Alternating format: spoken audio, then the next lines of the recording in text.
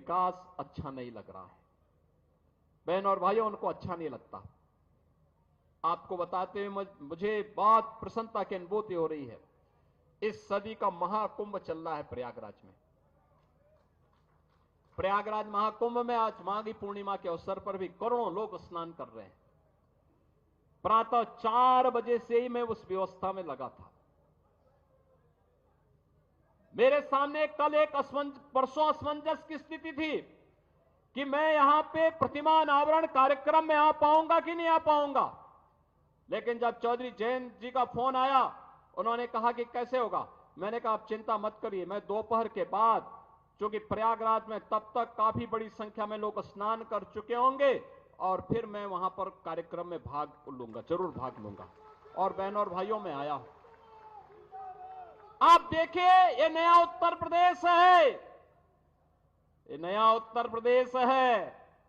25 करोड़ की आबादी है और कल तक 50 करोड़ लोग प्रयागराज में मां गंगा, मां यमुना और मां सरस्वती की त्रिवेणी में आस्था का स्नान कर चुके हो, कर लेंगे। यानी 50 करोड़ आबादी दुनिया के अंदर कहां होगी। उत्तर प्रदेश वासियों, आप दुनिया को बता सकते हैं कि आइए, आपको आस्था का स्नान करना हो, हमारे प्रयागराज में आइए। 50 करोड़ लोग महाकुंभ में स्नान किए हैं। लेकिन कुछ लोगों की आदत है,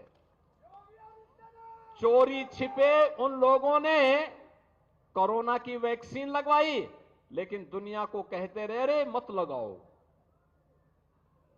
ऐसे ही चोरी छिपे, वो तो आज के दिन पे बहुत कोई छुप नहीं सकता। चोरी छिपे चुपचाप संगम में डुबकी लगा करके आ गए।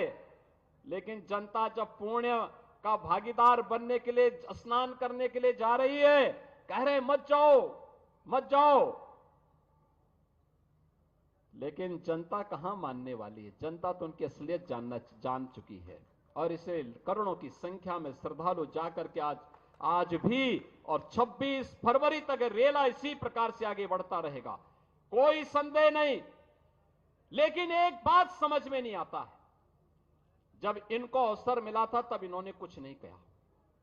याद करिए बागपत के नौजवानों, पुलिस की भर्ती निकलती थी, बागपत का नौजवान पुलिस की भर्ती होने से वंचित हो जाता था। लेकिन अब आपकी भर्ती हो रही है। याद करिए, अभी 60,200 पुलिस के नए भर्ती की प्रक्रिया चल रही है। फिजिकल टेस्ट हो रहा है। अगले 1.5 महीने के अंदर, 1.5 से 2 महीने के अंदर इनकी ट्रेनिंग का कार्यक्रम आगे बढ़ेगा और इस साल के अंत तक यूपी पुलिस को 60,200 नए पुलिस कार्मिक मिलेंगे, बिना भेदभाव के। बागपत का नौजवान भी होगा, मुजफ्फरनगर का भी होगा, बुलंदशहर का भी होगा, गाजियाबाद का भी, हापुड़ का भी, बिजनौर का भी, शामली का भी, सहारनपुर का भी, हर एक जनपद का नौजवान होगा। उत्तर प्रदेश की ताकत का एहसास कराएगा। और उत्तर प्रदेश का नौजवान ही नहीं होगा, उत्तर प्रदेश की बेटियां भी होंगी, क्योंकि उनके लिए तो 20% जगह हमने अनिवार्य रूप से कर दिया है कि बेटी भी इसमें अनिवार्य रूप से भर्ती होगी। बहनों और भाइयों, इन नौजवानों के बल पर ही हम उत्तर प्रदेश की कानून व्यवस्था को देश की सबसे बेहतरीन कानून व्यवस्था बना रहे हैं। बेटी भी सुरक्षित है, व्यापारी भी सुरक्षित है। हर व्यक्ति अपने आप को सुरक्षित महसूस करता है। यहां निवेश आ रहा है, नए नए निवेश के माध्यम से हम आगे कार्यक्रम आगे बढ़ा रहे हैं। और मैंने तो अभी जयंत जी को बताया है, मैंने कहा हम लोग दिल्ली बागपत देहरादून एक्सप्रेसवे में बागपत के पास एक इंडस्ट्रियल कॉरिडोर का निर्माण का कार्यक्रम कराना चाहते हैं। यहां इंडस्ट्री लगे, इस कार्यक्रम को हम आगे बढ़ाना चाहते हैं। बस उसमें आप लोगों का आशीर्वाद और सहयोग प्राप्त होगा तो हमारे स्तर पर कहीं कोई संदेह नहीं। उस कार्यक्रम के लिए हम लोग पैसे की व्यवस्था भी कर चुके हैं। बहनों और भाइयों, ये कार्यक्रम इसी रूप में आगे बढ़ेंगे। बागपत में मेडिकल कॉलेज के निर्माण की कार्रवाई को तेजी के साथ आगे बढ़ाने का आदेश दिया जा चुका है। मेडिकल कॉलेज बागपत में भी होगा।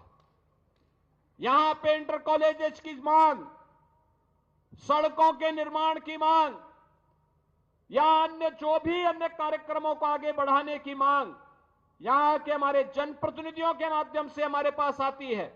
हम लोग उसमें कहते हैं कोई किसी प्रकार का कोई रोक टोक नहीं होना है। और बहनों और भाइयों, आज उन्हीं कार्यक्रमों को लेकर के हम लोग यहां पर आए हैं, जिसमें लोक निर्माण विभाग की भी सड़कें हैं, जिसमें 138 परियोजनाएं हैं। राजकीय इंटर कॉलेज सिंगावली अहिर का भी आज यहां पे लोकार्पण हुआ है।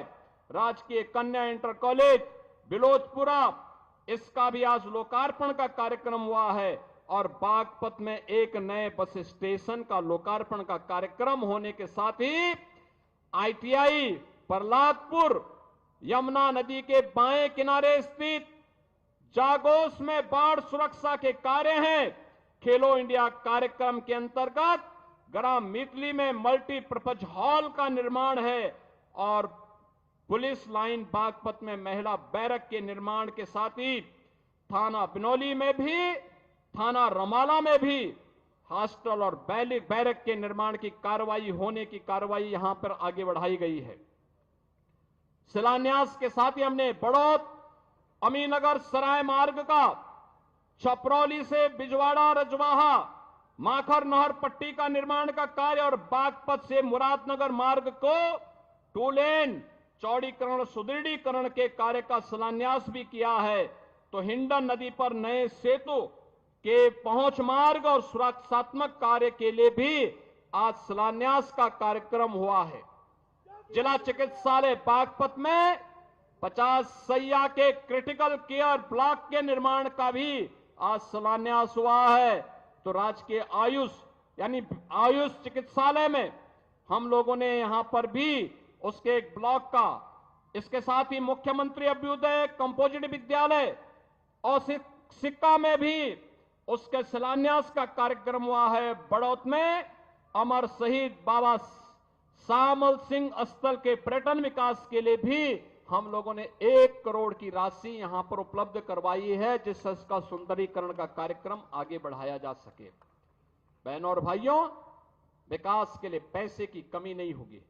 मुझे तो केवल आपसे एक बात कहनी है, और वह ये कहनी है कि यहां पर हम लोगों ने सचमुच यहां का हमारा अन्नदाता किसान अपनी मेहनत से उसने खेती के नए तकनीक को अपना करके कैसे विकास की बुलंदियों को और आमदनी को कैसे बढ़ाया जा सकता है, कोई सीखे तो हमारे यहां पश्चिम के किसानों से सीख सकता है।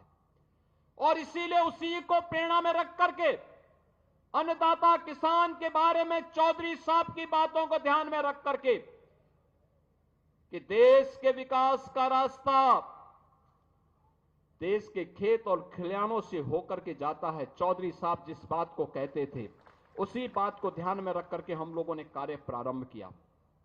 मुझे बताते हुए प्रसन्नता है कि यहां पर अब तक रमाला चीनी मिल के पुनरुद्धार के साथ ही हम लोगों ने से 5000 टीडीसी की पहले ही हम कर चुके हैं, और साथ साथ 27 मेगावाट का कोजन प्लांट भी, जिसमें विद्युत संयंत्र उससे लगा करके उसके माध्यम से ऊर्जा उत्पादन के केंद्र के रूप में भी उसे विकसित करने का काम किया गया है। और मुझे बताते हुए प्रसन्नता है बहनों और भाइयों, एक आंकड़ा जरूर आप लोग नोट करना। पिछले 8 वर्ष में, अभी 8 वर्ष हमें 25 मार्च को होंगे, लेकिन मैं आपको बताना चाहता हूं अभी तक हम लोगों ने 2017 से अब तक 2,72,600 करोड़ रुपए अन्नदाता किसान को केवल गन्ना मूल्य का भुगतान अन्नदाता किसान के खाते में सीधे किया है, यानी 2,72,600 करोड़ रुपए।